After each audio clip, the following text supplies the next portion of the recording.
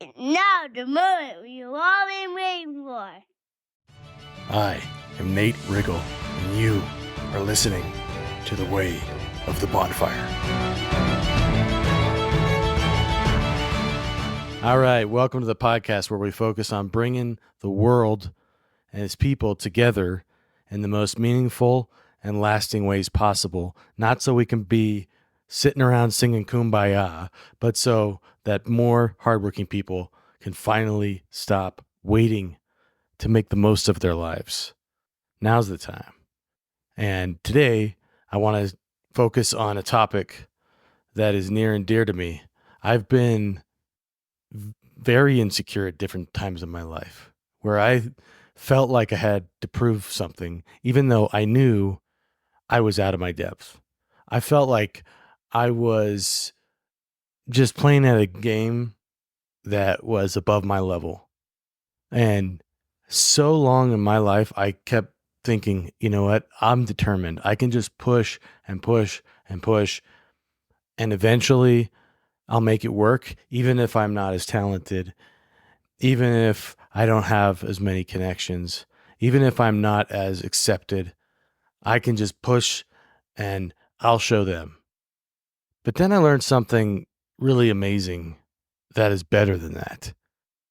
And that's that everything is figureoutable. And especially if you partner up. And I guess I'd always kind of known this, and I'd seen people doing it where they kind of just look at a problem or they stay with it and they find new angles, and then they just seem to be geniuses. And they solve something that seemed literally impossible to me because I had tried it a million times, or I couldn't make sense of it, or I was used to somebody coming up and showing me how to do it step by step, or kind of going, I don't get this. You're the expert. Show me.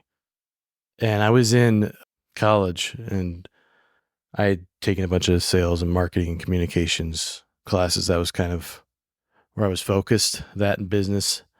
And I know I'm boring you now with all this, but the point is that I was going to do a big marketing minor, but it didn't work with my calendar. So I went into finance, which is like the last thing that I had strength at and that I understood in any way. And I didn't realize how complex and difficult it was going to be to understand investment banking and corporate finance and insurance derivative swaps and all this crazy stuff, right?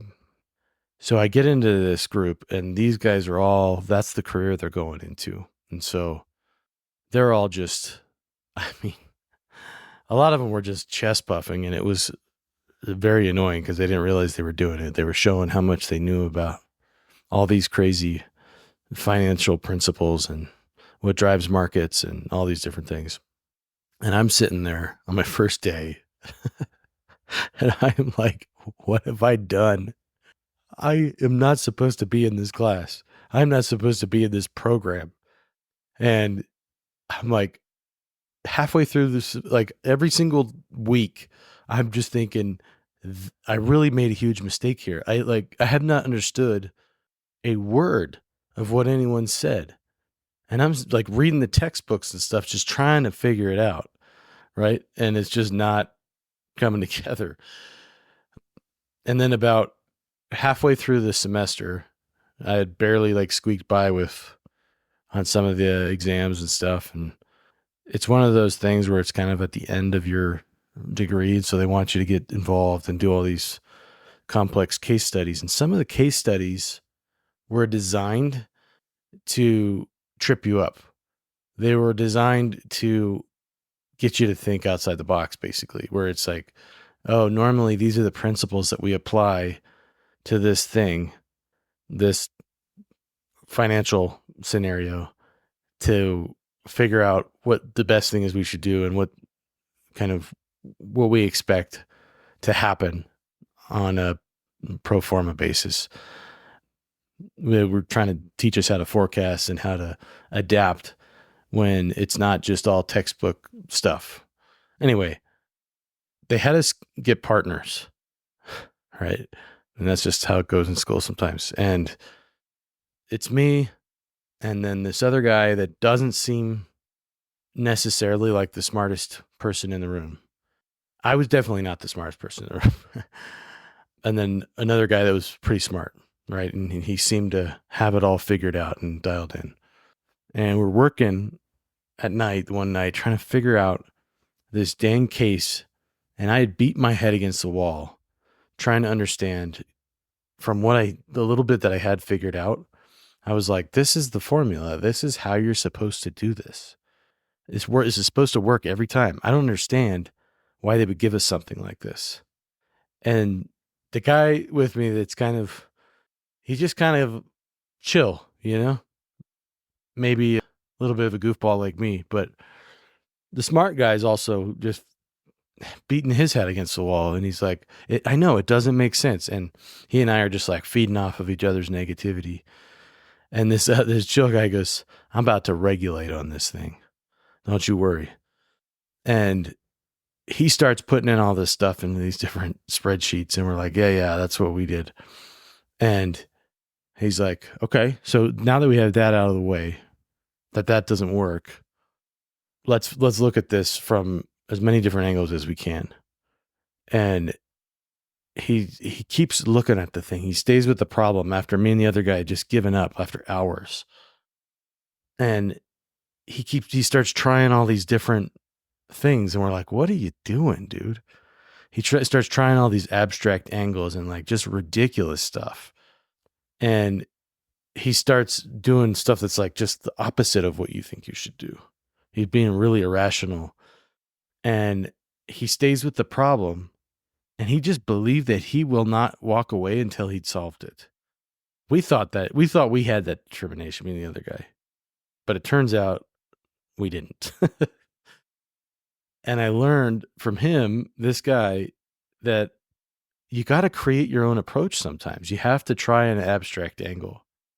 Because he ended up solving the problem. And he did it in a way that nobody else in our class did.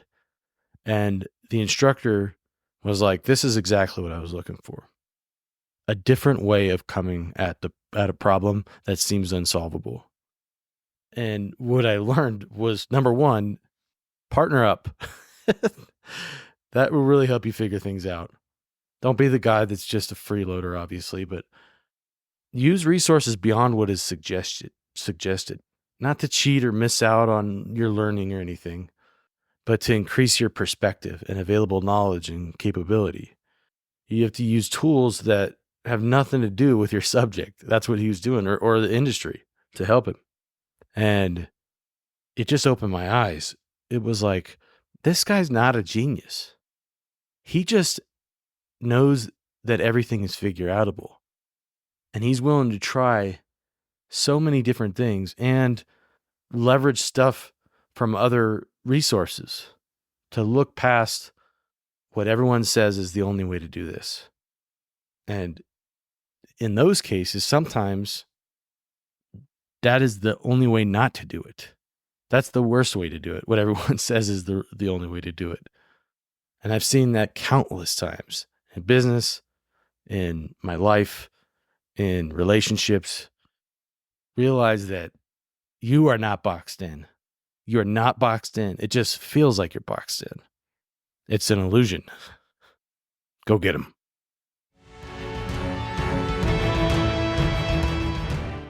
Hey, thanks for listening to the podcast today. I hope it had impact and meaning, but I really would like it if you work more on becoming that bonfire in your life for yourself and for other people, and start really going after that growth and that change that you've been waiting for. I promise I can help you get started on that at changewithnate.com, or you can go to the business website and we'll teach you how to grow in ways that really compound. That's at wayfirelabs.com. Either way, I hope to hear from you soon. Get on the calendar and we'll see you on the next one.